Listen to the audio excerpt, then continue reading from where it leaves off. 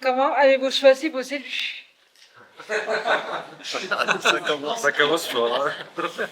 Il y a plusieurs critères à l'engagement des personnes dans leur vie professionnelle, associative, personnelle, les valeurs qu'elles défendent. Puis ensuite, c'est aussi les rencontres qui font que on sent que la personne, elle peut être sur la liste. Alors il faut la parité, donc il faut autant d'hommes que de femmes. Mais Donc, on n'arrive pas à prendre toujours tout le monde, il faut faire des choix. Alors les choix sont difficiles parfois, quand on est tête de liste pour être maire.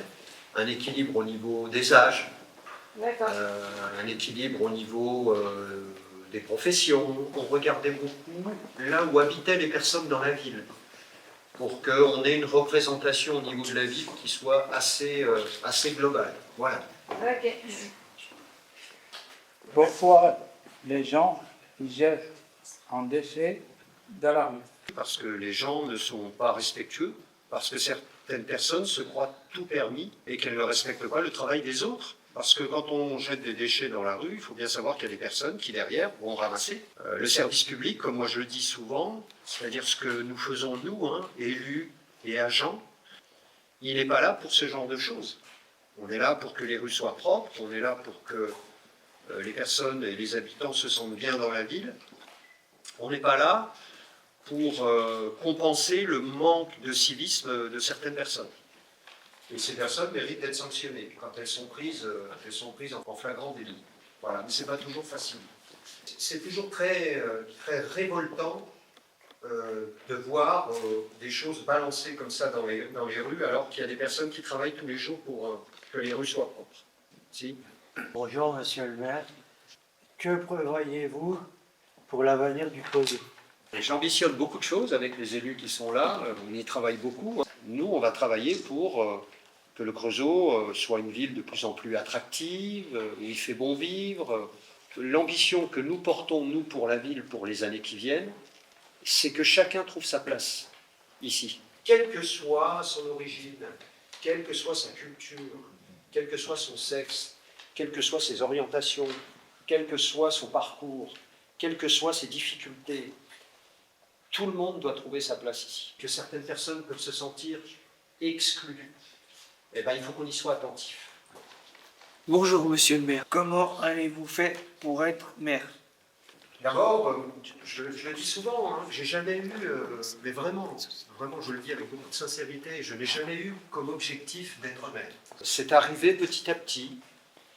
D'abord, quand on est élu, conseiller municipal, puis petit à petit, on prend des responsabilités, on nous confie des responsabilités. C'est quelque chose qui m'a passionné tout de suite, comme d'autres ici, qui ont commencé en même temps que moi. Je pense à Bernard. C'est la passion qui pour notre ville, pour l'intérêt général, pour les autres, en fait. Parce que quand on veut être maire, d'abord, mais je dirais élu d'une manière générale, il faut vraiment avoir envie de travailler pour les autres. On ne travaille pas pour soi-même.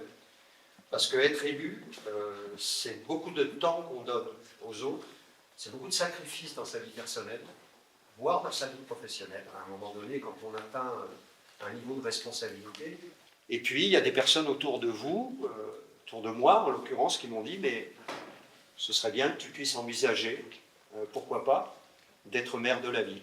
Et je ne le regrette pas, j'ai vécu des années magnifiques en étant maire du Creusot, président de la communauté urbaine. D'ailleurs, j'ai été président de la communauté urbaine avant d'être maire, ce qui m'a été très utile d'ailleurs. Et puis pour y parvenir, il faut avoir des gens autour de soi, parce qu'on n'y arrive jamais seul. Il faut avoir des gens autour de soi, à la fois dans son entourage personnel, parce que c'est beaucoup de sacrifices d'être maire d'une ville, beaucoup.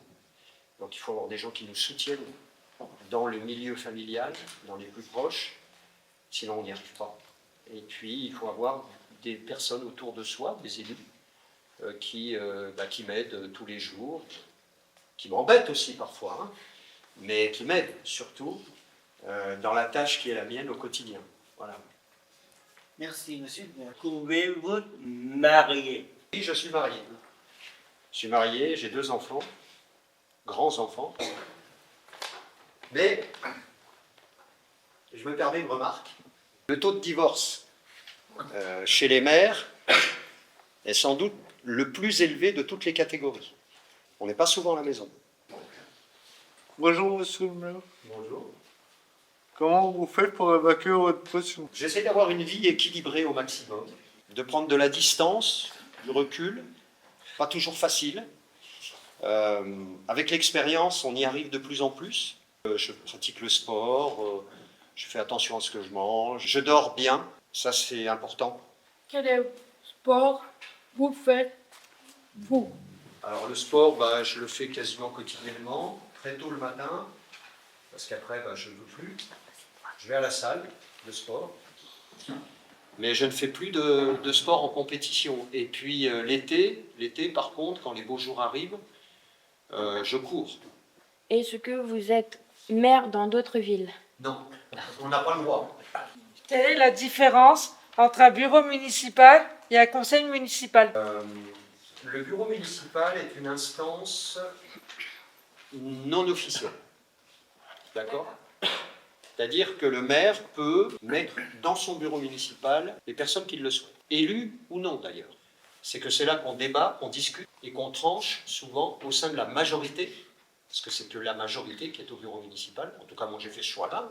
J'aurais pu faire le choix d'inviter l'opposition au bureau municipal. Moi je n'ai pas fait ce choix-là.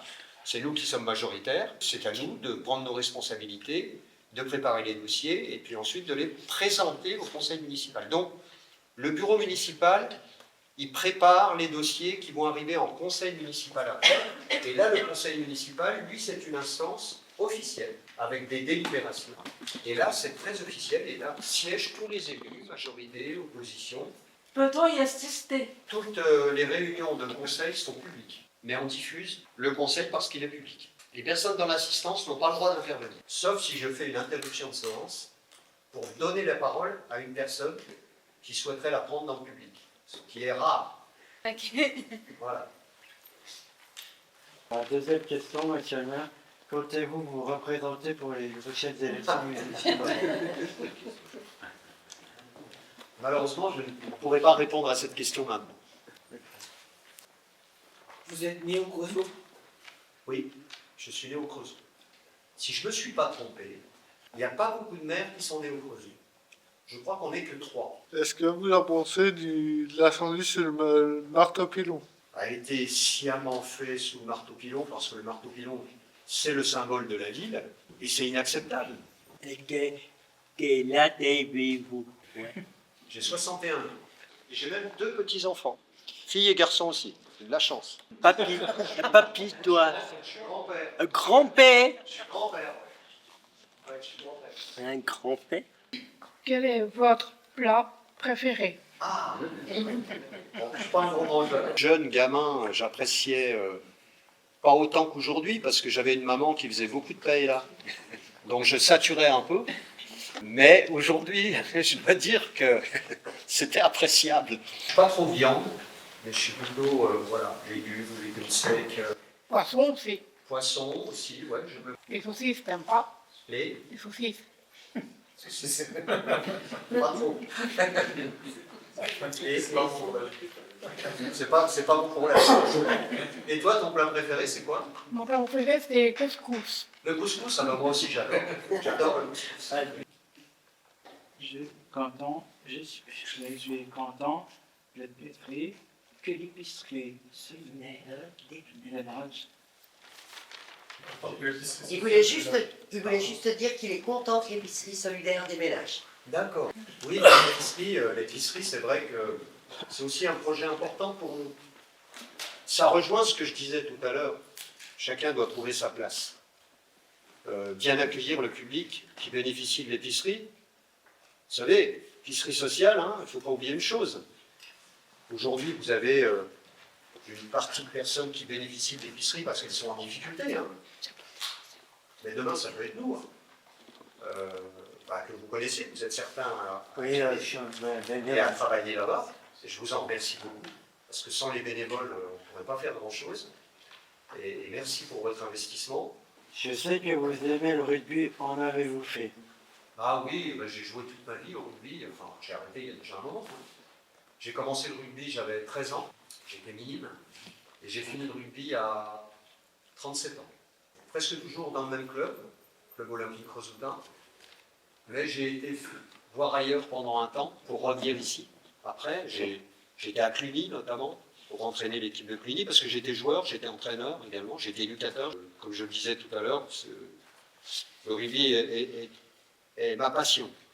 Le rugby m'a beaucoup appris. Quel est votre club de top 14 vous supportez? Toulouse. Voilà. D'ailleurs, j'ai regardé la deuxième mi-temps de Toulouse contre les Sharks, Oui. les Sud-Africains. 28. Aller battre les Sud-Africains chez eux, quand même, il faut le faire.